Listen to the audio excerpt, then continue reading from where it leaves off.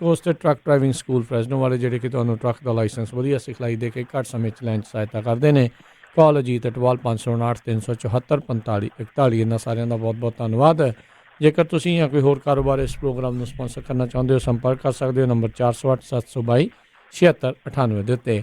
ਮਿੰਟੂ ਜੀ, ਗੱਲਬਾਤ ਦਾ ਸਿਲਸਿਲਾ ਕਰਦੇ ਹਾਂ ਸ਼ੁਰੂ। ਕਹਿੰਦੇ ਸੁਪਰੀਮ ਕੋਰਟ ਨੇ ਪਰਾਲੀ ਦੇ ਮੁੱਦੇ ਦੇ ਉੱਤੇ ਕਿਸਾਨਾਂ ਨੂੰ ਦਿੱਤੀ ਵੱਡੀ ਰਾਹਤ। ਕੱਲ੍ਹ ਆਈ ਸੀ ਸ਼ਾਮਤ। ਬਿਲਕੁਲ, ਜਿਵੇਂ ਕਿਸੇ ਨੇ ਆਖਿਆ ਨਾ, ਪੰਜਾਬੀ ਦੇ ਵਿੱਚ ਕਹਾਵਤ ਹੈ ਕਿ ਦਰਦਮੰਦਾਂ ਦੀਆਂ ਆਹੀਂ ਸੁਣ ਕੇ ਖੁਦਾਵੰਦ ਡਰਿਆ।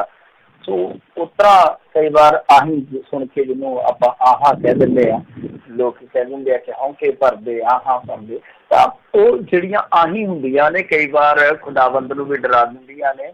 ਸੋ ਜਿਸ ਤਰ੍ਹਾਂ ਕਿਸਾਨਾਂ ਦੀ ਇਹਨਾਂ ਨੇ ਫੜੋ ਫੜਾਈ ਸ਼ੁਰੂ ਕੀਤੀ, ਜਿਸ ਤਰ੍ਹਾਂ ਜੁਰਮਾਨੇ ਠੋਕੇ ਗਏ, ਜਿਸ ਤਰ੍ਹਾਂ ਕੇਸ ਦਰਜ ਕੀਤੇ ਗਏ, ਉਹ ਤੋਂ ਦੇਖੋ ਸੁਪਰੀਮ ਕੋਰਟ ਨੇ ਕੁਛ ਨਾ ਕੁਛ ਜ਼ਰੂਰ ਵੇਖਿਆ ਕਿ ਇੱਦਾਂ ਨਹੀਂ ਹੋਣਾ ਚਾਹੀਦਾ, ਇਸ ਤਰ੍ਹਾਂ ਧੱਕਾ ਵੀ ਠੀਕ ਨਹੀਂ ਹੈ। ਕਿਉਂਕਿ ਕੋਈ ਕਿਸਾਨ ਸੀਮਾਂਤ ਕਿਸਾਨ ਆ, ਕੋਈ ਛੋਟਾ ਕਿਸਾਨ ਆ, ਕੋਈ ਵੱਡਾ ਕਿਸਾਨ ਆ, ਹਰੇਕ ਨੂੰ ਇੱਕੋ ਰਸੇ ਨਹੀਂ ਨੂੜਿਆ ਜਾ ਸਕਦਾ। ਹਾਲਾਂਕਿ ਸੁਪਰੀਮ ਕੋਰਟ ਗਰਮ ਰਹੀ ਅੱਜ, ਉਹ ਪੂਰੇ ਤਲਖੀ ਦੇ ਵਿੱਚ ਸਨ। ਉਹਨਾਂ ਨੇ ਕਈਆਂ ਨੂੰ ਝਾੜ ਪਾਈ ਆ, ਪੰਜਾਬ ਨੂੰ ਵੀ ਪਾਈ ਆ। ਇਹ ਜਿਹੜੇ ਚੀਫ ਸੈਕਟਰੀ ਗਏ ਸੀ, ਇਹਨਾਂ ਨੂੰ ਤਾਂ ਇੱਥੋਂ ਤੱਕ ਕਿਹਾ ਗਿਆ ਕਿ ਤੁਹਾਨੂੰ ਸਸਪੈਂਡ ਕਰਕੇ ਭੇਜਾਂਗੇ ਅੱਜ, ਖਬਰਦਾਰ ਛੇਤੀ ਹੀ ਹਿੱਲ ਕੇ ਵਿਖਾਇਆ। ਸੋ ਕਾਫੀ ਗਰਮਾ ਗਰਮੀ ਹੋਈ। ਉਸ ਤੋਂ ਬਾਅਦ ਦਿੱਲੀ ਵਾਲਿਆਂ ਨੂੰ ਵੀ ਫਟਕਾਰਾਂ ਪਈਆਂ, ਤੇ ਚਲੋ ਇਹ ਕੰਮ ਚੱਲਦਾ ਹੀ ਰਹਿੰਦਾ। ਤਾਂ ਅਖੀਰ ਹੋਇਆ ਕੀ ਆ ਕਿ ਸੁਪਰੀਮ ਕੋਰਟ ਨੇ ਇਸ ਮਾਮਲੇ ਦੇ ਵਿੱਚ ਇੱਕ ਵੱਡਾ ਹੁਕਮ ਦਿੱਤਾ।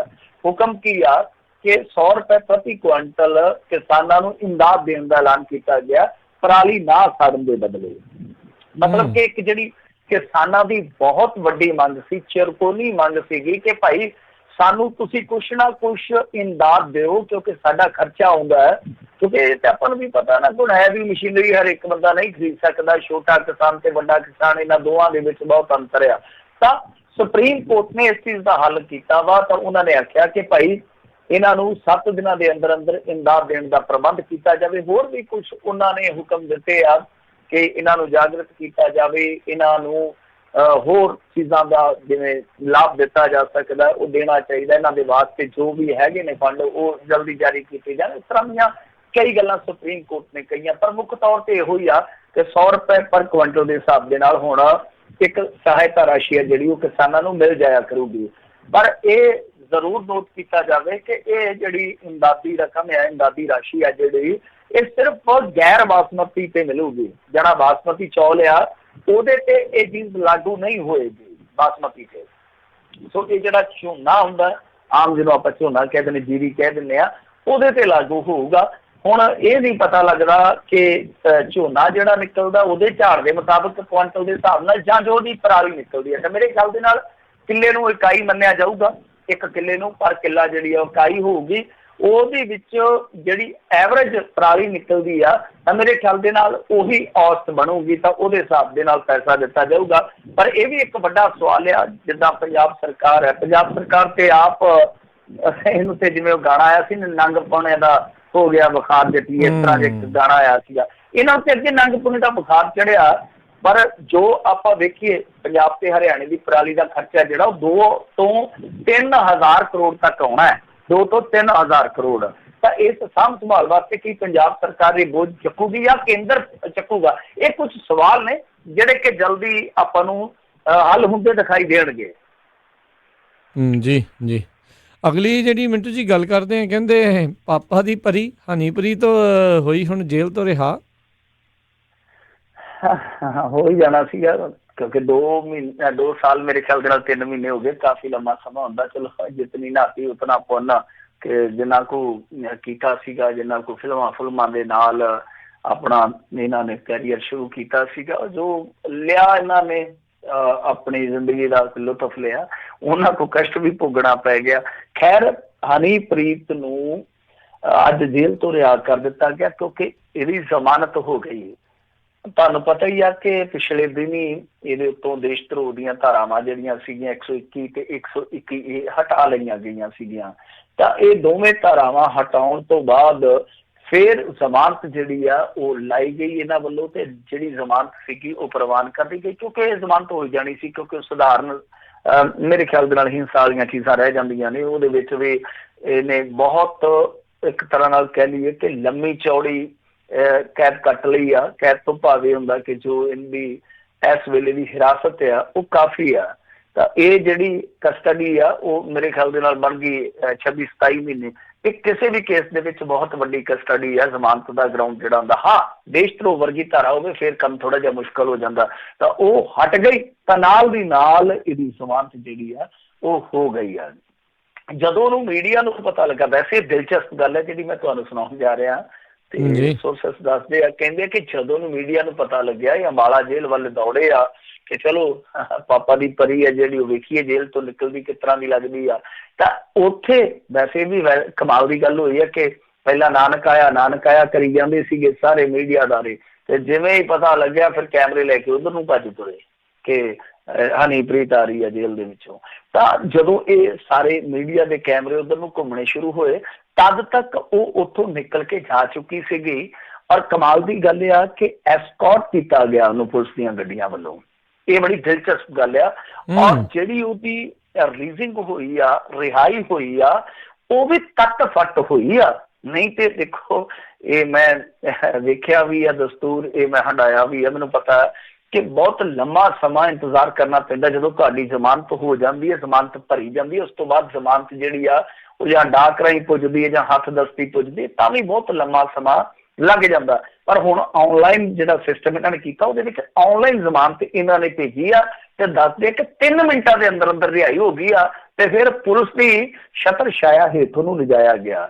ਹੁਣ ਇਹ ਤੁਸੀਂ ਦੇਖ ਲਓ ਕਿ ਸਭ ਕੁਝ ਕੀ ਚੱਲਦਾ ਪਿਆ ਤੇ ਜੋ ਹਾਲਾਤ ਨੇ, ਰਾਜਸੀ ਹਾਲਾਤ ਨੇ ਹਰਿਆਣੇ ਦੇ, ਤਾਂ ਮੈਨੂੰ ਲੱਗਦਾ ਕਿ ਇਹਨਾਂ ਦਾ ਛੇਤੀ ਮੁੱਲ ਪੈ ਜਾਣਾ। ਤਾਂ ਜਦੋਂ ਮੁੱਲ ਪੈਂਦੇ ਆ ਫਿਰ ਤੁਹਾਨੂੰ ਪਤਾ ਹੀ ਆ, ਮੁੱਲ ਤੋਂ ਭਾਵੇਂ ਆ ਕਿ ਵੋਟਾਂ ਦਾ ਮੁੱਲ ਪੈ ਜਾਂਦਾ। ਔਰ ਦਿਲਚਸਪ ਅੰਦਰ ਦੀ ਗੱਲ ਤੁਹਾਨੂੰ ਇੱਕ ਹੋਰ ਦੱਸ ਦਿੰਦਾ ਕਿ ਦੇਸ਼ ਧਰੋਹ ਦੀ ਜਿਹੜੀ ਧਾਰਾ ਹਟੀ ਆ ਉਹਦੇ ਵਿੱਚ ਵੀ ਕਿਤੇ ਨਾ ਕਿਤੇ ਹਰਿਆਣਾ ਸਰਕਾਰ ਦਾ ਇੱਕ ਕਹਿ ਲਈਏ ਢਿੱਲ ਮੱਠ ਵਾਲਾ ਰਵੱਈਆ ਜਿਹੜਾ ਜ਼ਿੰਮੇਵਾਰ ਸੀਗਾ। ਜੀ, ਇਹ ਢਿੱਲ ਮੱਠ ਨਹੀਂ, ਅੱਖੋਂ ਪਰੋਖੇ ਕਰਨ ਵਾਲੀਆਂ ਗੱਲਾਂ ਜਿਹੜੀਆਂ ਹੁੰਦੀਆਂ ਆ ਇਹ ਤੁਸੀਂ ਜ਼ਿਆਦਾ ਜਾਣਦੇ ਹੋ। ਮਿੰਟੂ ਜੀ, ਅਗਲੀ ਜਿਹੜੀ ਗੱਲ ਕਰਦੇ, ਕਹਿੰਦੇ ਪਵਾਰ ਦਾ ਵੱਡਾ ਐਲਾਨ, ਮਹਾਰਾਸ਼ਟਰ ਦੇ ਵਿੱਚ ਕਹਿੰਦੇ ਬੀਜੇਪੀ ਲਹਿਰਾਵੇਗੀ ਝੰਡਾ। ਹਾਂਜੀ, ਦੇਖੋ ਮਹਾਰਾਸ਼ਟਰ ਦੇ ਵਿੱਚ ਬੜੀ ਸਥਿਤੀ ਜਿਹੜੀ ਹੈ ਭੰਬਲ ਭੂਸੇ ਵਾਲੀ ਬਣ ਗਈ ਹੈ ਕਿਉਂਕਿ ਕੁਝ ਘੰਟੇ ਬਾਕੀ ਆ, ਅਸੈਂਬਲੀ ਦੀ ਮਿਆਦ ਪੁੱਗ ਜਾਊਗੀ। ਉਸ ਤੋਂ ਬਾਅਦ ਫਿਰ ਜੇ ਕੋਈ ਸਰਕਾਰ ਨਹੀਂ ਬਣਾ ਪਾਉਂਦਾ ਤੇ ਮਜਬੂਰਨ ਰਾਜਪਾਲ ਨੂੰ ਰਾਸ਼ਟਰਪਤੀ ਰਾਜ ਹੈ ਜਿਹੜਾ ਉਹ ਉੱਥੇ ਲਾਉਣਾ ਪਊਗਾ, ਕਰਨਾ ਪਊਗਾ। ਪਰ ਉਸ ਤੋਂ ਪਹਿਲਾਂ ਕੁਝ ਚੀਜ਼ਾਂ ਬਣਦੀਆਂ ਨਜ਼ਰ ਆਉਂਦੀਆਂ, ਜਿੱਦਾਂ ਸ਼ਰਦ ਪਵਾਰ ਨੇ ਕਹਿ ਦਿੱਤਾ, ਕਹਿੰਦਾ ਜੀ ਕਿ ਦੇਖੋ ਸਾਨੂੰ ਲੋਕਾਂ ਨੇ ਵਿਰੋਧੀ ਧਿਰ ਦੇ ਵਿੱਚ ਬਿਠਾ ਲਿਆ ਤੇ ਅਸੀਂ ਵਿਰੋਧੀ ਧਿਰ ਦੇ ਵਿੱਚ ਹੀ ਬੈਠਾਂਗੇ, ਮਤਲਬ ਕਿ ਅਸੀਂ ਸਰਕਾਰ ਦੇ ਵਿੱਚ ਨਹੀਂ ਜਾਵਾਂਗੇ ਕਿਉਂਕਿ ਸੂਬੇ ਵਿੱਚ ਬੀਜੇਪੀ ਤੇ ਸ਼ਿਵ ਸੈਨਾ ਦੀ ਸਰਕਾਰ ਜਿਹੜੀ ਹੈ ਉਹੀ ਲੋਕਾਂ ਨੇ ਚੁਣੀ ਹੈ, ਮਤਲਬ ਕਿ ਉਹਨਾਂ ਨੂੰ ਹੀ ਪਹਿਲ ਦਿੱਤੀ ਆ। ਸੋ ਸਾਨੂੰ ਲੋਕਾਂ ਨੇ ਵਿਰੋਧੀ ਧਿਰ ਦੇ ਵਿੱਚ ਹੀ ਬਿਠਾ ਲਿਆ ਤੇ ਅਸੀਂ ਸਿਰਫ ਵਿਰੋਧੀ ਧਿਰ 'ਚ ਬੈਠਾਂਗੇ। ਕਿਉਂਕਿ ਕੁਝ ਦਿਨ ਪਹਿਲਾਂ ਸ਼ਿਵ ਸੈਨਾ ਦੇ ਬੁਲਾਰੇ ਸੰਜੇ ਰਾਉਤ ਤੇ ਸ਼ਰਦ ਪਵਾਰ ਦੀ ਮੀਟਿੰਗ ਹੋਈ ਸੀਗੀ। ਉਸ ਤੋਂ ਬਾਅਦ ਸ਼ਰਦ ਪਵਾਰ ਸੋਨੀਆ ਗਾਂਧੀ ਨੂੰ ਵੀ ਮਿਲੇ ਸਨ। ਤਾਂ ਇੱਕ ਕਿਆਫਾ ਲਾਇਆ ਜਾ ਰਿਹਾ ਸੀਗਾ ਕਿ ਇੱਕ ਇਸ ਤਰ੍ਹਾਂ ਦੀ ਸਰਕਾਰ ਵੇਖੀ ਜਾ ਸਕਦੀ ਹੈ ਜਿਹਦੇ ਵਿੱਚ ਐਨਸੀਪੀ ਤੇ ਸ਼ਿਵ ਸੈਨਾ ਇਹ ਸਰਕਾਰ ਦੇ ਅੰਦਰ ਹੋਣਗੇ ਤੇ ਕਾਂਗਰਸ ਬਾਹਰੀ ਤੌਰ ਤੇ ਸਮਰਥਨ ਕਰੂਗੀ। ਤਾਂ ਹੁਣ ਪਵਾਰ ਨੇ ਸਿੱਧਾ ਕਹਿ ਦਿੱਤਾ ਕਿ ਮੈਂ 4 ਵਾਰ ਮੁੱਖ ਮੰਤਰੀ ਰਿਹਾ ਹਾਂ, ਹੁਣ ਮੈਂ ਦੁਬਾਰਾ ਮੁੱਖ ਮੰਤਰੀ ਬਣਨ ਲਈ ਬਹੁਤਾ ਉਤਸੁਕ ਨਹੀਂ ਆ। ਤੇ ਬਾਕੀ ਉਹ ਕਹਿੰਦੇ ਕਿ ਮਹਾਰਾਸ਼ਟਰ ਬਾਰੇ ਕਾਂਗਰਸ ਨੇ ਕੀ ਫੈਸਲਾ ਲਿਆ ਇਸ ਬਾਰੇ ਮੈਨੂੰ ਨਹੀਂ ਪਤਾ। ਸੋ ਸਾਫ਼ ਹੋ ਗਿਆ, ਸ਼ਰਦ ਪਵਾਰ ਜੇ ਇਹ ਗੱਲ ਕਹਿੰਦਾ ਕਿ ਭਾਈ ਅਸੀਂ ਸਰਕਾਰ ਦੇ ਵਿੱਚ ਨਹੀਂ ਜਾ ਰਹੇ ਤਾਂ ਫਿਰ ਇਹਦਾ ਮਤਲਬ ਇਹ ਆ ਕਿ ਭਾਰਤੀ ਜਨਤਾ ਪਾਰਟੀ ਹੀ ਸਰਕਾਰ ਬਣਾਊਗੀ, ਸ਼ਿਵ ਸੈਨਾ ਉਹਦੇ ਨਾਲ ਹੀ ਜਾਊਗੀ।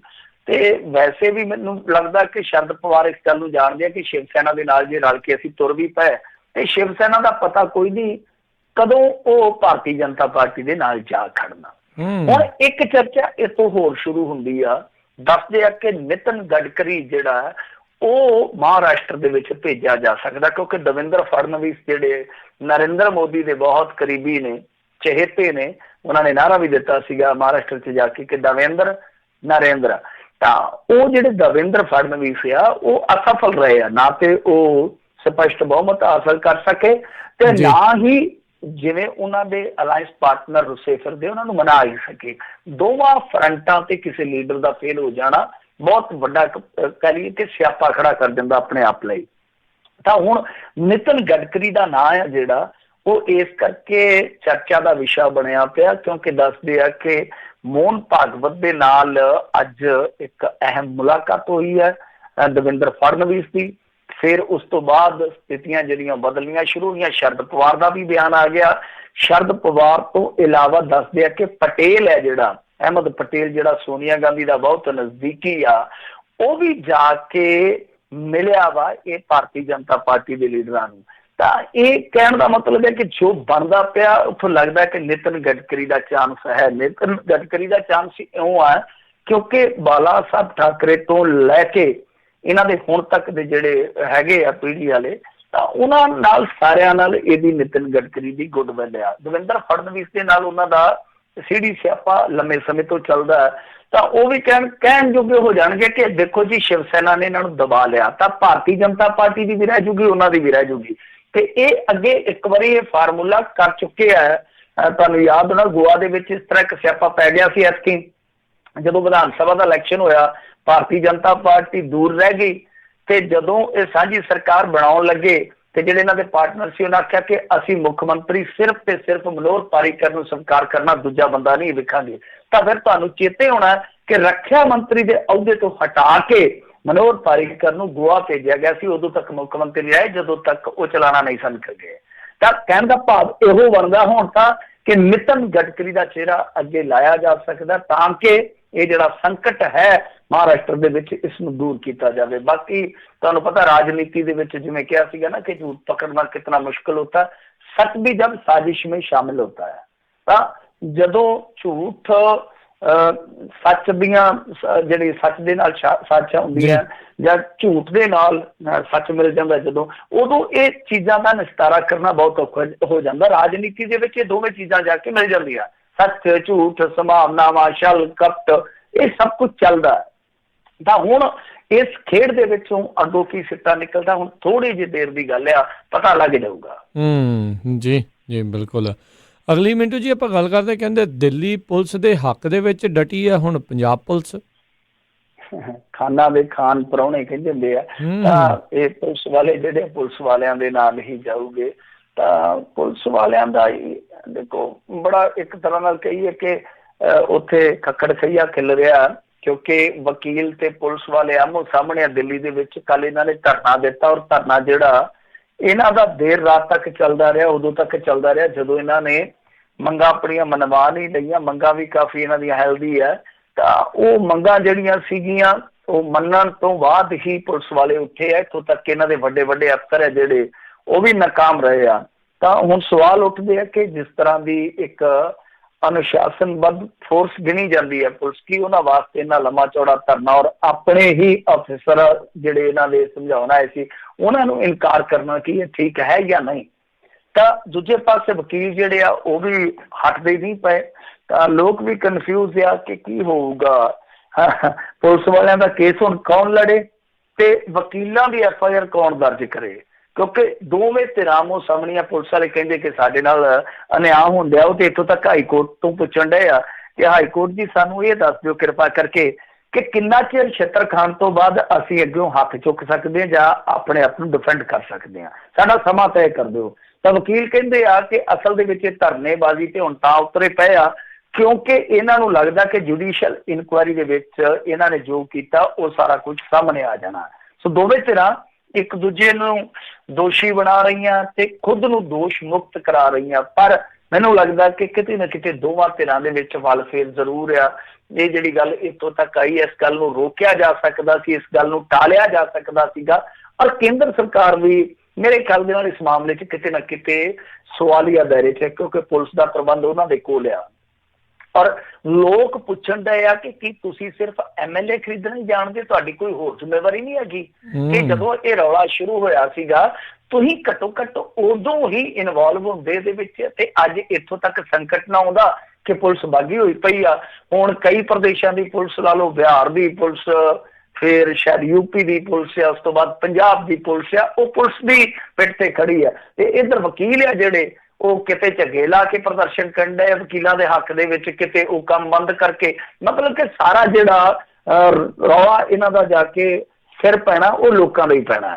ਜੇ ਪੁਲਿਸ ਹੜਤਾਲ ਤੇ ਜਾਂਦੀ ਹੈ ਤਾਂ ਲੋਕਾਂ ਨੂੰ ਪਰੇਸ਼ਾਨੀ, ਜੇ ਵਕੀਲ ਜਾਂਦੇ ਆ ਤਾਂ ਪਰੇਸ਼ਾਨੀ। ਮਤਲਬ ਇਹ ਆ ਕਿ ਲੜੀ ਘਰਦਿਆਂ ਨਾਲ ਤੇ ਦਾਦੇ ਪਿੱਟੇ ਗੁਆਂਢੀਆਂ ਦੇ। ਉਹ ਚੱਕਰ ਆ ਕਿ ਲੜਾਈ ਇਹਨਾਂ ਦੀ ਆਪਣੀ ਆ ਤੇ ਰੌਲਾ ਜਿਹੜਾ ਉਹ ਸਾਰਾ ਜਾ ਕੇ ਭਾਰ ਦੇ ਰੂਪ ਚ ਪੈ ਜਾਣਾ ਲੋਕਾਂ ਤੇ। ਤਾਂ ਖੈਰ ਇਸ ਮਾਮਲੇ ਨੂੰ ਇੱਥੋਂ ਤੱਕ ਜੇ ਪਹੁੰਚਣ ਦਿੱਤਾ ਗਿਆ ਤਾਂ ਇਹਦੇ ਵਿੱਚ ਕਿਤੇ ਨਾ ਕਿਤੇ ਸਰਕਾਰ ਦੀ ਵੀ ਫੇਲੀਅਰ ਹੈ। ਉਸ ਤਰ੍ਹਾਂ ਦੋਹਾਂ ਧਿਰਾਂ ਚੋਂ ਕੋਈ ਵੀ ਘੱਟ ਨਹੀਂ ਰਿਹਾ ਇਸ ਮਾਮਲੇ 'ਚ। ਜੀ ਜੀ ਜੀ। ਅਗਲੀ ਮਿੰਟੂ ਜੀ ਗੱਲ ਕਰਦੇ, ਕਹਿੰਦੇ ਸਿੱਧੂ ਨੇ ਪਾਕਿਸਤਾਨ ਜਾਣ ਦੇ ਲਈ ਹੁਣ ਮੁੜ ਲਿਖਿਆ ਹੋਇਆ ਪੱਤਰ। ਦੇਖੋ, ਨਵਜੋਤ ਸਿੰਘ ਸਿੱਧੂ ਦਾ ਜਾਣਾ ਮੇਰੇ ਖਿਆਲ ਦੇ ਨਾਲ ਸੌਖਾ ਨਹੀਂ ਹੈ, ਸੁਖਾਲਾ ਨਹੀਂ ਹੈ। ਹੋ ਸਕਦਾ ਕੋਈ ਚਮਤਕਾਰ ਹੋ ਜਾਵੇ, ਸਿੱਧੂ ਹੀ ਕਹਿੰਦਾ ਹੁੰਦਾ ਚਮਤਕਾਰ ਕੋ ਨਮਸਕਾਰ। ਤਾਂ ਕਿਉਂਕਿ ਦੇਖੋ ਦੂਜਾ ਪੱਤਰ ਲਿਖਣ ਦਾ ਕੀ ਮਤਲਬ ਆ? ਜੇ ਤੁਹਾਡੀ ਪਹਿਲੀ ਦਰਖਾਸਤ ਤੇ ਪਹਿਲੀ ਕਿਸੇ ਦਰਖਾਸਤ ਤੇ ਬੇਨਤੀ ਤੇ ਕਾਰਵਾਈ ਹੋ ਜਾਵੇ, ਤੁਸੀਂ ਦੂਸਰੀ ਕਿਉਂ ਲਿਖੋਗੇ? ਤਾਂ ਦੂਸਰੀ ਉਸ ਸੂਰਤ ਦੇ ਵਿੱਚ ਲਿਖੋਗੇ ਜਦੋਂ ਤੁਸੀਂ ਪਹਿਲੀ ਤੋਂ ਬੇਉਮੀਦ ਹੋ ਜਾਂਦੇ ਹੋ ਕਿ ਇਹਦਾ ਕੱਖ ਨਹੀਂ ਬਣਨਾ। ਤਾਂ ਨਵਜੋਤ ਸਿੰਘ ਸਿੱਧੂ ਨੇ ਦੁਬਾਰਾ ਜਿਹੜੇ ਫੋਰਨ ਮਿਨਿਸਟਰ ਆ, ਮੇਰੇ ਖਿਆਲ ਦੇ ਨਾਲ ਉਹਨਾਂ ਦਾ ਨਾਮ ਹੈਗਾ ਐਸ ਜੈਸ਼ੰਕਰ, ਉਹਨਾਂ ਨੂੰ ਚਿੱਠੀ ਲਿਖੀ ਆ। ਉਸ ਚਿੱਠੀ ਦੇ ਵਿੱਚ ਸਿੱਧੂ ਨੇ ਕਿਹਾ ਕਿ ਮੈਂ ਪਾਕਿਸਤਾਨ ਸਰਕਾਰ ਦੇ ਸੱਦੇ ਤੇ ਗਲਿਆਰੇ ਦੇ ਉਦਘਾਟਨ ਸਮਾਰੋਹ 'ਚ ਸ਼ਾਮਲ ਹੋਣ ਲਈ ਉੱਧਰ ਜਾਣਾ ਤੇ ਇਹ ਗਲਿਆਰਾ ਪਾਕਿਸਤਾਨ ਦੇ ਕਰਤਾਰਪੁਰ ਸਥਿਤ ਦਰਬਾਰ ਸਾਹਿਬ ਤੋਂ ਭਾਰਤ ਦੇ ਜਿਹੜਾ ਗੁਰਦਾਸਪੁਰ ਆ ਉਹਦੇ ਡੇਰਾ ਬਾਬਾ ਨਾਨਕ ਦੇ ਨੇੜੇ ਆ। ਤਾਂ ਦੋਵਾਂ ਨੂੰ ਜੋੜੇਗਾ ਆਪਸ ਦੇ ਵਿੱਚ। ਮੈਨੂੰ ਨਿਆਉਂਦਾ ਆਇਆ ਤੇ ਮੈਂ ਉਧਰ ਜਾਣਾ ਤੇ ਇਸ ਮਾਮਲੇ ਦੇ ਵਿੱਚ ਪ੍ਰੋਗਰਾਮ ਬਹੁਤ ਸਪਸ਼ਟ ਆ। ਮੇਰੀ ਬੇਨਤੀ ਹੈ ਕਿ 9 ਨਵੰਬਰ ਨੂੰ ਉੱਥੇ ਸਮਾਗਮ ਹੈ, ਮੈਨੂੰ 8 ਨਵੰਬਰ ਨੂੰ ਇਜਾਜ਼ਤ ਦਿੱਤੀ ਜਾਵੇ ਤਾਂ ਕਿ ਮੈਂ ਰਾਤ ਰਹਿ ਸਕਾਂ ਔਰ ਉਸ ਤੋਂ ਬਾਅਦ ਅਗਲੇ ਦਿਨ ਸਮਾਗਮ ਦੇ ਉਦਘਾਟਨ 'ਚ ਸ਼ਾਮਲ ਹੋਣ ਤੋਂ ਬਾਅਦ ਪਰਤ ਆਵਾਂ। ਤਾਂ ਇਹ ਜਿਹੜੀ ਦੂਜੀ ਵਾਰ ਚਾਰਾਜੋਈ ਕੀਤੀ ਆ ਨਵਜੋਤ ਸਿੰਘ ਸਿੱਧੂ ਨੇ, ਇਹ ਸੰਕੇਤ ਦਿੰਦੀ ਆ ਕਿ ਸ਼ਾਇਦ ਨਵਜੋਤ ਸਿੰਘ ਸਿੱਧੂ ਨੂੰ ਘੱਲ ਕੇ ਇਹ ਰਾਜੀ ਨਹੀਂ। ਕਿਉਂਕਿ ਜਿਵੇਂ ਹੀ ਪਹਿਲਾ ਸੱਦਾ ਆਇਆ ਸੀ, ਅਨਓਫੀਸ਼ੀਅਲੀ ਉਹਨਾਂ ਨੇ ਸੱਦਾ ਘੱਲਿਆ ਸੀਗਾ ਨਵਜੋਤ ਸਿੰਘ ਸਿੱਧੂ ਨੂੰ, ਤੁਰੰਤ ਇਹਨਾਂ ਦਾ ਜਿਹੜਾ ਫੋਰਨ ਮੰਤਰਾਲਾ ਹੈ, ਵਿਦੇਸ਼ ਮੰਤਰਾਲਾ ਹੈ, ਉਹਨਾਂ ਨੇ ਸਾਫ਼ ਤੌਰ ਤੇ ਸਪਸ਼ਟ ਕਰ ਦਿੱਤਾ ਸੀਗਾ ਕਿ ਨਹੀਂ ਜੀ, ਇਸ ਮਾਮਲੇ ਦੇ ਵਿੱਚ ਕੁਛ ਖਾਸ ਇਜਾਜ਼ਤਾਂ ਲੈਣੀਆਂ ਪੈਣਗੀਆਂ, ਸਿਆਸੀ ਇਜਾਜ਼ਤਾਂ ਲੈਣੀਆਂ ਪੈਣਗੀਆਂ। ਸੋ ਉਹ ਇਜਾਜ਼ਤਾਂ ਮਿਲਦੀਆਂ ਜਾਂ ਨਹੀਂ ਮਿਲਦੀਆਂ ਹੁਣ ਦੇਖਣਾ ਦਿਲਚਸਪ ਹੋਊਗਾ। ਯਾਨੀ ਨਵਜੋਤ ਸਿੰਘ ਸਿੱਧੂ ਲਈ ਇਸ ਮੁਹਾਜ਼ ਤੇ ਵੀ ਲੜਨਾ ਸੌਖਾ ਨਹੀਂ ਹੈ। ਤਾਂ ਪੈਰ ਤੇ ਉਖਾਈਆਂ ਉਹਦੇ ਸਾਹਮਣੇ ਨਵਜੋਤ ਸਿੰਘ ਸਿੱਧੂ ਦੀਆਂ। ਪਰ ਨਵਜੋਤ ਸਿੰਘ ਸਿੱਧੂ ਕਹਿੰਦਾ ਹੁੰਦਾ ਸੀ ਅਕਸਰ ਕਿ ਸਮੁੰਦਰ शांत हो तो कोई भी नाव चला लेता है, असली मजा तो तूफानों में कश्ती निकालने में आता है। ਤਾਂ ਇਹ ਹੁਣ ਕਸ਼ਤੀ ਜਿਹੜੀ ਆ ਉਹ ਨਿਕਲਦੀ ਹੈ ਜਾਂ ਨਹੀਂ ਨਿਕਲਦੀ, ਕਿਉਂਕਿ ਝੱਖੜ ਝੋਲੇ ਕਾਫੀ ਹੈ। ਜੀ ਜੀ। ਅਗਲੀ ਮਿੰਟੂ ਜੀ ਗੱਲ ਕਰਦੇ, ਕਹਿੰਦੇ ਪੰਜਾਬ ਦੇ ਲੀਡਰਾਂ ਨੂੰ ਹੁਣ ਸੁਪਰੀਮ ਕੋਰਟ ਦਾ ਝਟਕਾ। ਦੇਖੋ, ਸੁਪਰੀਮ ਕੋਰਟ ਦਾ ਝਟਕਾ ਇਹਨਾਂ ਨੂੰ ਆਇਆ ਇੱਕ ਬਹੁਤ ਵੱਡੇ ਪ੍ਰੋਜੈਕਟ ਦੇ ਮਾਮਲੇ ਦੇ ਵਿੱਚ। ਔਰ ਇਹ ਪ੍ਰੋਜੈਕਟ ਕੀ ਸੀਗਾ, ਸ਼ਾਇਦ ਕਿਸੇ ਨੂੰ ਯਾਨੀ ਟਾਵੇਂ ਬੰਦੇ ਨੂੰ ਇੱਕ ਪ੍ਰੋਜੈਕਟ ਦਾ ਨਾਂ ਯਾਦ ਹੋਏਗਾ। ਉਹ ਸੀਗਾ ਟਾਟਾ ਵਾਲਿਆਂ ਦਾ। ਇਹ ਚੰਡੀਗੜ੍ਹ ਦੇ ਨੇੜੇ ਸੀਗਾ। ਤਾਂ ਉਹਦੇ ਵਿੱਚ ਕੀ ਸੀਗਾ ਕਿ ਜਿਹੜੇ ਫਲੈਟ ਬਣਨੇ ਸੀ, ਮੇਰੇ ਖਿਆਲ ਦੇ ਨਾਲ ਲਗਭਗ 1800 ਦੇ ਕਰੀਬ ਸੀਗੇ, 1794 ਫਲੈਟ ਬਣਨੇ ਸੀਗੇ। ਟਾਟਾ ਕੈਮਲੌਟ ਉਹਨੂੰ ਕਹਿੰਦੇ ਸੀ ਪ੍ਰੋਜੈਕਟ ਨੂੰ। ਤਾਂ ਇਹ ਜਿਹੜੇ 1794 ਫਲੈਟ ਬਣਨੇ ਸੀ, ਇਹਨਾਂ ਦੇ ਵਿੱਚੋਂ ਜਿਹੜੇ ਸੁਖਬੀਰ ਸਿੰਘ ਬਾਦਲ ਆ ਤੇ ਇਸ ਤੋਂ ਇਲਾਵਾ ਹੋਰ 94-95 ਜਿਹੜੇ VIP ਸੀਗੇ, ਇਹਨਾਂ ਨੂੰ ਫਲੈਟ ਮਿਲਣੇ ਸੀ। ਔਰ ਫਲੈਟ ਨਹੀਂ, ਨਾਲ ਇਹਨਾਂ ਨੂੰ 85 ਲੱਖ ਰੁਪਈਆ ਵੀ ਮਿਲਣਾ ਸੀਗਾ। ਇਹ ਕਾਹਤੋਂ, ਉਹ ਤੁਹਾਨੂੰ ਸਮਝ ਆ ਜਾਣੀ ਆ ਕਿ ਅਸਲ ਦੇ ਵਿੱਚ ਇਹਨਾਂ ਨੇ ਜ਼ਮੀਨ ਜਾਇਦਾਦ ਦਿੱਤੀ ਸੀਗੀ। ਔਰ ਜ਼ਮੀਨ ਜਾਇਦਾਦ ਜਿਹੜੀ ਸੀਗੀ ਉਹ ਦਿੱਤੀ ਗਈ ਸੀਗੀ ਬਿਲਕੁਲ ਸੁਖਨਾ ਝੀਲ ਦੇ ਨਜ਼ਦੀਕ, ਜਿਹਦੇ ਤੇ ਇਤਰਾਜ਼ ਲੱਗਾ ਸੀਗਾ। ਔਰ ਕਿਸੇ ਸਮਾਜ ਸੇਵੀ ਨੇ ਹਾਈ ਕੋਰਟ ਦੇ ਵਿੱਚ ਪਹੁੰਚ ਕੀਤੀ ਸੀਗੀ। ਤਦ ਇਹ ਮੇਰੇ ਖਿਆਲ ਦੇ ਨਾਲ ਸ਼ਾਇਦ 2012-13 ਦੀ ਗੱਲ ਹੈ, ਜਦੋਂ ਹਾਈ ਕੋਰਟ ਦੇ ਵਿੱਚੋਂ ਇਹ ਫੈਸਲਾ ਆਇਆ ਸੀਗਾ ਕਿ ਟਾਟਾ ਕੈਮਲੌਟ ਹੈ ਜਿਹੜਾ, ਉਹ ਇਸ ਪ੍ਰੋਜੈਕਟ ਦਾ ਨਿਰਮਾਣ ਕਰ ਸਕਦਾ। ਪਰ ਫਿਰ ਗੱਲ ਜਿਹੜੀ ਉਹ ਸੁਪਰੀਮ ਕੋਰਟ 'ਚ ਚਲੇ ਗਈ। ਫਿਰ ਸੁਪਰੀਮ ਕੋਰਟ ਨੇ ਦਿੱਲੀ ਹਾਈ ਕੋਰਟ ਨੂੰ ਮਾਮਲਾ ਟ੍ਰਾਂਸਫਰ ਕੀਤਾ, ਪਰ ਹੁਣ ਸੁਪਰੀਮ ਕੋਰਟ ਨੇ ਫਿਰ ਰੋਕ ਲਾ ਦਿੱਤੀ ਇਸ ਪ੍ਰੋਜੈਕਟ ਤੇ। ਤਾਂ ਸੁਪਨਾ ਜਿਹੜਾ ਉਹ ਟੁੱਟ ਗਿਆ VIP ਦਾ ਫਲੈਟ ਲੈਣ ਦਾ, ਕਿਉਂਕਿ ਜੋ ਇਤਰਾਜ਼ ਕੀਤੇ ਗਏ ਉਹ ਇਹੋ ਆ ਕਿ ਜਿਹੜਾ ਪ੍ਰੋਜੈਕਟ ਆ ਉਹ ਸੁਖਨਾ ਕੈਚਮੈਂਟ ਏਰੀਆ ਜਿਹੜਾ ਉਹਦੇ ਬਿਲਕੁਲ ਨੇੜੇ ਆ ਤੇ ਲੇਕ ਤੋਂ ਇਹ ਮਹਿਜ਼ 1500 ਮੀਟਰ ਦੂਰ ਹੈ। ਇਸ ਤੋਂ ਇਲਾਵਾ ਸੁਖਨਾ ਵਾਈਲਡ ਲਾਈਫ ਸੈਂਚੁਰੀ ਹੈ ਜਿਹੜੀ, ਉਹ ਵੀ ਪ੍ਰਭਾਵਿਤ ਹੋਊਗੀ, ਜਿਹਦੀ ਦੂਰੀ 123 ਮੀਟਰ ਆ। ਤੇ ਚੰਡੀਗੜ੍ਹ ਤੋਂ ਜਿਹੜਾ ਸ਼ਿਵਾਲਿਕ ਪਹਾੜੀਆਂ ਦਾ ਵਿਊ ਹੈ ਉਹ ਵੀ ਕਿਤੇ ਨਾ ਕਿਤੇ ਇਸ ਨਿਰਮਾਣ ਤੋਂ ਬਾਅਦ ਪ੍ਰਭਾਵਿਤ ਹੋ ਜਾਊਗਾ। ਸੋ ਇੱਕ ਤਕੜੇ ਇਤਰਾਜ਼ ਸੀਗੇ। ਉਸ ਤੋਂ ਬਾਅਦ ਹੁਣ ਸੁਪਰੀਮ ਕੋਰਟ ਨੇ ਇੱਕ ਟਿੱਪਣੀ ਵੀ ਕੀਤੀ ਹੈ ਜਿਹੜੀ ਪੰਜਾਬੀਆਂ ਨੂੰ ਕੰਨ ਖੋਲ ਕੇ ਅੱਖਾਂ ਬੰਦ ਕਰਕੇ ਸੁਣ ਲੈਣੀ ਚਾਹੀਦੀ ਆ। ਉਹਨਾਂ ਨੇ ਇੱਥੋਂ ਤੱਕ ਕਿਹਾ ਕਿ ਰਾਜ ਸਰਕਾਰ ਨੇ ਜਨਤਾ ਦਾ ਯਕੀਨ ਤੋੜ ਦਿੱਤਾ। ਮਤਲਬ ਕਿ ਜਿਸ ਤਰੀਕੇ ਨਾਲ ਇਹਨਾਂ ਨੇ ਇਸ ਪ੍ਰੋਜੈਕਟ ਦੇ ਵਿੱਚ ਸੌਦੇਬਾਜ਼ੀ ਕੀਤੀ, ਇਹਨਾਂ ਨੇ ਜਨਤਾ ਦਾ ਜਿਹੜਾ ਸਰਕਾਰ ਤੇ ਇੱਕ ਖਾਸ ਭਰੋਸਾ ਹੁੰਦਾ ਉਹਨੂੰ ਹੀ ਧੋਖਾ ਦੇ ਦਿੱਤਾ ਹੈ। ਸੋ ਇਹ ਇੱਕ ਬਹੁਤ ਵੱਡੀ ਟਿੱਪਣੀ ਆ, ਸੰਜੀਦਾ ਟਿੱਪਣੀ ਆ, ਪਰ ਇਸ ਟਿੱਪਣੀ ਦੇ ਨਾਲ ਜੋ ਰੋਕ ਲੱਗੀ ਆ ਉਸ ਤੋਂ ਬਾਅਦ ਇਹਨਾਂ ਦਾ ਸੁਪਨਾ ਜਿਹੜਾ ਚੂਰ ਚੂਰ ਹੋ ਗਿਆ। ਜਾਂ ਕਹਿ ਸਕਦੇ ਹਾਂ ਸੁਖਬੀਰ ਸਿੰਘ ਬਾਦਲ ਹੋਰੀ ਜਿਹੜਾ ਸੁਪਨਾ ਸੰਜੋਈ ਬੈਠੇ ਸੀਗੇ ਕਿ ਲੇਕ ਦੇ ਕਿਨਾਰੇ ਸ਼ਿਵਾਲਿਕ ਪਹਾੜੀਆਂ ਦੇ ਸਾਹਮਣੇ ਇੱਕ ਆਪਣਾ ਫਲੈਟ ਹੋਊਗਾ, ਕਿਉਂਕਿ ਉਸ ਤਰ੍ਹਾਂ ਤੇ ਸ਼ਾਇਦ ਇਹਨਾਂ ਵਿਚਾਰਿਆਂ ਕੋਲ ਘਰ ਨਹੀਂ ਹੈਗਾ, ਬੇਘਰ ਇਹ ਆ ਜਿਹੜੇ ਇਹੋ ਜਿਹੇ ਮਾਮਲੇ 'ਚ ਇਸ ਢੰਗ ਦੇ ਨਾਲ ਫਲੈਟ ਪਾਉਂਦੇ ਆ। ਪਰ ਉਹ ਹੁਣ अरमान सीगे जेड़े वो अरमान ही रह गए, या कह सकते इदा कि दो हिस्सों में मेरे अरमान बट गए, कुछ फ्लैट पाने में निकल गए, कुछ अदालत को समझाने में निकल गए।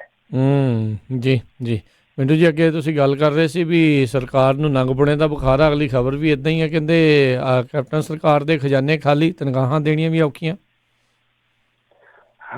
देखो इन्हां दा खजाना खाली होण ते मेरे ख्याल दे नाल अकाल पुरख भी नहीं भर सकदा, क्योंकि करदी कख नहीं है। अकाल पुरख भी उदों ही कहते सहायता करता जदों कोई आप बंदा हीला करता, हीले नाल ही वसीला बनता। ये ते हुण बिल्कुल सरेंडर ही कर गए, की कुछ कहा जा सकता इन्हां बारे। खैर सरकार दे कहंदे खजाने खाली है, तनखाहां देनियां औखियां होंदियां। तनखाहां आउण कित्थों, क्योंकि तनखाहां ते बहुत सारा पैसा जांदा। मेरे ख्याल दे नाल जे तुसीं वेखोगे तां पूरे साल दे विच, हर साल दे विच 2600 करीब करीब ला लो 27,000 करोड़ रुपया जिहड़ा वो तनखाहां च जांदा है, जबकि 11,000 के करीब जिहड़ा रुपया पेंशनां ते खर्च हुंदा। फिर तुसीं ला लो कि इन्हां दा जिहड़ा कर्जा, कर्जे दीयां किश्तां भी बहुत वड्डियां किश्तां ने, यानी 3 ला लीए कि जे आपां 3 किश्तां च ला लीए कि कर्जा जिहड़ा इन्हां दा 3% कर्जा, ਉਹਦੇ ਵਿੱਚ ਇਹਨਾਂ ਦਾ ਜਿਹੜਾ ਮੂਲ ਆ ਉਹਦੀ ਵਿਆਜ ਮੇਰੇ ਖਿਆਲ ਦੇ ਨਾਲ ਘੱਟੋ ਘੱਟ 13-14,000 ਕਰੋੜ ਰੁਪਈਆ ਜਾਂਦੀ ਆ।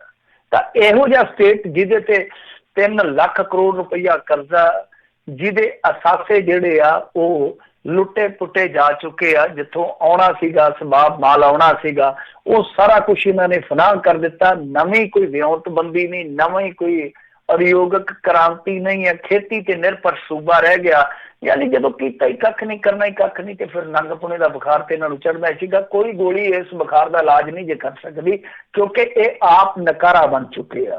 हुण हरेक गल ते असीं अकालियां दा नुक्स कड्ढी जाइए, भाजपाइयां दा नुक्स कड्ढी जाइए, कामरेडां दा नुक्स कड्ढी जाइए, गल गलत आ। क्योंकि इस टाइम 3 साल राज कर चुके और दावे नाल आए सन कि असीं सभे मर्जां जिहड़ियां ओह अपणियां दवाइयां नाल ठीक कर देंगे। तां इन्हां नूं हुण लगता कि लोगों को ठीक करना पैना, लोग ही ठीक करनगे, इन्हों ये नहीं ठीक कर सकते। तो खैर तनख्वाह जिहड़ियां रोक दित्तियां गईयां। कुछ मुलाजम जिहड़े आ वो 1 नवंबर नूं तनख्वाह उड़ीकदे सीगे, जिन्हां नूं 4-5 नूं मिली आ, ते हुण दसदे हाले भी 25% इस तरह के मुलाजम है जिन्हां नूं तनख्वाह नहीं मिली। और याद होना तुहानूं कि पिछली बारी भी मेरे ख्याल दे नाल जिहड़ी तनख्वाह सीगी उदों भी सैकटरीएट दे विच हड़ताल की गई सीगी मुलाजमां वल्लों, कर्मचारियों वल्लों कि साडी तनख्वाह ते घट्टो घट्ट दिओ। तां बहुत औखी स्थिति है पंजाब दी जां सूबे दी, ला लो कि बहुत औखी स्थिति है जिहदे विच तनख्वाहां भी नहीं तर रहीआं। पर रौला यह है कि मुलाजमां दीआं तनख्वाहां रोक दित्तियां जांदियां, सफाई कर्मचारियों दीआं तनख्वाहां रोक दित्तियां जांदियां, इत्थों तक कि जो पे कमीशन आ ओहदी इह म्याद वधाई जांदे आ, 100 चलाकियां करी जांदे आ। मुलाजम जिहड़े नवें मुलाजमत लई भर्ती हुंदे आ उन्हां नूं बेसिक पे ते रखिया जांदा। पर कदे तुसीं नोट कर लिओ इन्हां दी तनख्वाह लेट नहीं हुंदी। इन्हां दी तनख्वाह जिहड़ी आ ओह ऐन वेले सिर अलर्ट दे रूप दे विच फोन तां आउंदी आ कि लै भाई मित्रा ला ATM ते गफ्फा पा। जी जी जी ਤੇ ਜਾਂਦੇ ਜਾਂਦੇ ਮਿੰਟੂ ਜੀ ਗੱਲ ਕਰਦੇ ਕਹਿੰਦੇ ਸੁਖਬੀਰ ਬਾਦਲ ਹੋਣਾ ਨੇ ਜੋੜੇ ਕੈਪਟਨ ਅੱਗੇ ਹੱਥ ਕਿਹਾ ਵੀ ਘੱਟੋ ਘੱਟ 12 ਤਰੀਕ ਤੱਕ ਹੀ ਆਪਣਾ ਮੂੰਹ ਬੰਦ ਰੱਖੋ। ਨਹੀਂ ਚਲੋ ਕੋਈ ਤਾਂ ਟਿੱਪਣੀ ਇਹਨਾਂ ਨੇ ਸਹੀ ਕੀਤੀ ਆ ਨਾ, ਆ ਤੇ ਚੰਗੀ ਗੱਲ ਕੀਤੀ ਆ ਕਿ ਭਾਈ ਬੱਸ ਕਰ, ਜਿਵੇਂ ਗਾਣਾ ਨਹੀਂ ਸੀਗਾ ਉਹਦਾ ਸਰਜੀਤ ਬਿੰਦ ਰਖੀਏ ਦਾ ਕਿ ਬੱਸ ਕਰ ਤਾਂ ਉਦਾਂ ਹੀ ਆ ਕਿ ਭਾਈ ਚੁੱਪ ਕਰ ਕੀ ਲੈਣਾ। लोग तो ट्रोल करी जाते कैप्टन अमरिंदर सिंह नूं, फोटो के नाल लिखा है अड़िका सिंह। कहने का मतलब है कि हरेक काम से अड़िका। और कमाल की गल है कि मीडिया भी जिहड़ा ना वो होर ही पासे तुरिया फिरदा। खैर ਕੈਪਟਨ ਅਮਰਿੰਦਰ ਸਿੰਘ ਬਾਰੇ ਇਹਨਾਂ ਨੇ ਕਿਹਾ ਕਿ ਘੱਟੋ ਘੱਟ ਭਾਈ 12 ਨਵੰਬਰ ਤੱਕ ਆਪਣਾ ਮੂੰਹ ਬੰਦ ਰੱਖੋ। ਜਿਹੜਾ ਅੱਜ ਮੇਰੇ ਖਿਆਲ ਦੇ ਨਾਲ ਮਜੀਠੀਆ ਨੇ ਵੀ ਟਿੱਪਣੀ ਕੀਤੀ ਔਰ ਉਸ ਤਰ੍ਹਾਂ ਤੇ ਅੱਜ ਸਪੈਸ਼ਲ ਇਜਲਾਸ ਸੀਗਾ, ਖਾਸ ਇਜਲਾਸ ਸੀਗਾ, ਉਹਦੇ ਵਿੱਚ ਚੰਗੀ ਇਹਨਾਂ ਨੇ ਸਦਭਾਵਨਾ ਦਿਖਾਈ ਹੈ। ਪ੍ਰਕਾਸ਼ ਸਿੰਘ ਬਾਦਲ ਨੇ ਵੀ ਸੰਬੋਧਨ ਕੀਤਾ, ਵੈਂਕਈਆ ਨਾਇਡੂ ਨੇ ਵੀ ਸੰਬੋਧਨ ਕੀਤਾ, ਫਿਰ ਇਸ ਤੋਂ ਇਲਾਵਾ ਮਨਮੋਹਨ ਸਿੰਘ ਹੋਰਾਂ ਨੇ ਵੀ ਸੰਬੋਧਨ ਕੀਤਾ। ਚੰਗੇ ਬੁਲਾਰੇ ਬੋਲੇ ਆ, ਸੋਹਣੀਆਂ ਗੱਲਾਂ ਕੀਤੀਆਂ, ਯਾਨੀ ਕੋਈ ਲੜਾਈ ਝਗੜਾ ਇਹਨਾਂ ਨੇ ਨਹੀਂ ਕੀਤਾ, ਸਿਆਣੇ ਬਣੇ ਰਹੇ, ਸ਼ਾਬਾਸ਼ੀ ਆ। ਪਰ ਬਿਲਕੁਲ ਸੁਖਬੀਰ ਸਿੰਘ ਬਾਦਲ ਦੀ ਸਹੀ ਸਲਾਹ ਆ ਕਿ ਘੱਟੋ ਘੱਟ ਜਿਹੜੇ 4-5 ਦਿਨ ਹੈ ਨਾ ਜਲੂਸ ਨਾ ਕਢਾਓ। ਹੁਣ ਦੇਖੋ ਕੈਪਟਨ ਅਮਰਿੰਦਰ ਸਿੰਘ ਕਦੇ ਕਹਿ ਦਿੰਦੇ ਆ ਕਿ ਮੈਂ ਕਰਤਾਰਪੁਰ ਜਾਊਂਗਾ, ਕਦੇ ਕਹਿ ਦਿੰਦੇ ਆ ਕਿ ISI ਦੀ ਸਾਜ਼ਿਸ਼ ਹੈ। ਜੇ ਸਾਜ਼ਿਸ਼ ਹੈ ਤਾਂ ਬੰਦ ਕਰੋ, ਸਾਰਾ ਕੁਛ ਬੰਦ ਕਰੋ, ਪਰਾਂ ਇੰਨੀ ਦਿਖਾਓ ਹਿੰਮਤ। ਔਰ ਦੂਜੀ ਗੱਲ ਜੇ ਸਾਜ਼ਿਸ਼ ਹੈ ਤਾਂ ਭਾਰਤ ਸਰਕਾਰ ਕਹੇ, ਭਾਰਤ ਸਰਕਾਰ ਕਵੇ। ਔਰ ਮੀਡੀਆ ਵੀ ਸਾਡਾ ਕਮਾਲ ਦਾ ਆ ਕਿ ਨਾਰੋਵਾਲ ਉਹਨਾਂ ਨੇ ਕੈਂਪ ਲਾਇਆ ਜੀ, ਸਾਰੀ ਦੁਨੀਆ ਉਹਨਾਂ ਨੂੰ ਵੇਖਣ ਡਈ ਆ। ਰੜੇ ਮੈਦਾਨ 'ਚ ਆ ਕੇ ਕੈਂਪ ਲਾ ਦੇਣਗੇ ਅੱਤਵਾਦੀਆਂ ਲਈ, ਮਰਨਾ ਉਹਨਾਂ ਨੇ। ਉਹ ਤੇ ਡਰੇ ਪਏ ਪਹਿਲਾਂ ਹੀ, ਉਹ ਤੇ ਬਲੈਕ ਲਿਸਟਡ ਹੁੰਦੇ ਪਏ ਆ, ਕਿਤੋਂ ਗ੍ਰੇ ਲਿਸਟਡ ਹੋ ਜਾਂਦੇ ਪਏ ਆ। ਸੋ ਕਹਿਣ ਦਾ ਮਤਲਬ ਹੈ ਕਿ ਦੇਖਣਾ ਚਾਹੀਦਾ। ਅੱਜ ਰੌਲਾ ਪਾਈ ਜਾਂਦੇ ਸੀ ਕਿ ਕਮਲਿਆਂ ਕੋ ਕਿ ਡੇਰਾ ਬਾਬਾ ਨਾਨਕ ਛੱਤਬੱਦੀ ਆ ਵੜੇ ਆ। ਤੁਸੀਂ ਆਪਣਾ ਪੱਖ ਰੱਖੋ, ਪਰ ਜੇ ਗੱਲ ਸਾਜ਼ਿਸ਼ ਦੀ ਆ ਤੇ ਚੁੱਪ ਕਰਕੇ ਤੁਸੀਂ ਇੱਕ ਠੋਕ ਕੇ ਕਹੋ ਕਿ ਭਾਈ ਨਹੀਂ ਅਸੀਂ ਨਹੀਂ ਇਹ ਸਭ ਕੁਝ ਕਰ ਸਕਦੇ, ਤੁਸੀਂ ਸਾਜ਼ਿਸ਼ ਕਰਦੇ ਹੋ। ਔਰ ਕੈਪਟਨ ਅਮਰਿੰਦਰ ਸਿੰਘ ਕੇਂਦਰ ਸਰਕਾਰ ਨੂੰ ਕਹਿਣ, ਜੋ ਵੀ ਇਹਨਾਂ ਦੇ ਕੋਲ ਜੇ ਕੋਈ ਰਿਪੋਰਟ ਹੈਗੀ ਹੈ ਤੇ ਕੇਂਦਰ ਸਰਕਾਰ ਆਪਣੇ ਪੱਧਰ ਤੇ ਗੱਲ ਕਰੇ। ਤੋ ਮੁਸ਼ਕਲ ਜਿਹਾ ਲੱਗਦਾ ਪਿਆ ਕਿ ਇਹਨਾਂ ਦਾ ਚੁੱਪ ਹੋਣਾ, ਬਸ ਹੋਣਾ। ਇਹ ਬੋਲਣਗੇ ਜ਼ਰੂਰ, ਹਾਂ ਜੇ ਤਾਲਾ ਵੱਟ ਜਾਣ, ਲੋਕਾਂ ਨੇ ਜਿਸ ਤਰ੍ਹਾਂ ਟਰੋਲ ਕੀਤਾ ਉਹਨਾਂ ਤੋਂ ਡਰ ਕੇ ਸ਼ਾਇਦ ਤਾਲਾ ਵੱਟ ਜਾਣ ਤਾਂ ਵੱਟ ਜਾਣ, ਉਹਦਾ ਚੁੱਪ ਹੋਣ ਵਾਲੀ ਕੋਈ ਗੁੰਜਾਇਸ਼ ਨਹੀਂ ਹੈਗੀ। ਜੀ ਜੀ ਜੀ। ਤੇ ਮਿੰਟੂ ਜੀ ਬਹੁਤ ਬਹੁਤ ਤੁਹਾਡਾ ਧੰਨਵਾਦ, ਤੁਸੀਂ ਸਾਡੇ ਨਾਲ ਜੁੜੇ ਇਹਨਾਂ ਖਬਰਾਂ ਬਾਰੇ ਤੁਸੀਂ ਜਾਣਕਾਰੀ ਦਿੱਤੀਆਂ। ਅਗਲੀ ਵਾਰ ਤੱਕ ਲਈ ਮਿਹਰਬਾਨੀ, ਪਿਆਰ ਭਰੀ ਸਤਿ ਸ਼੍ਰੀ ਅਕਾਲ ਜੀ। ਸਤਿ ਸ਼੍ਰੀ ਅਕਾਲ ਜੀ। ਤੇ ਸਰੋਤਿਓ ਇੱਥੇ ਸਾਡਾ ਅੱਜ ਦਾ ਪ੍ਰੋਗਰਾਮ ਸਮਾਪਤ ਹੈ। ਮਿਲਦੇ ਹਾਂ ਅਗਲੀ ਵਾਰ ਤੱਕ ਲਈ। ਮੇਰੇ ਵੱਲੋਂ ਵੀ ਤੁਹਾਨੂੰ ਸਭ ਨੂੰ ਪਿਆਰ ਸਤਿਕਾਰ ਸਹਿਤ ਸਤਿ ਸ਼੍ਰੀ ਅਕਾਲ ਜੀ। ਉਹਦੇ ਵਾਸਤੇ ਰਹੋ, ਹੱਸਦੇ ਖੇਲਦੇ ਰਹੋ, ਸੁਣਦੇ ਰਹੋ ਪੰਜਾਬੀ ਰੇਡੀਓ USA।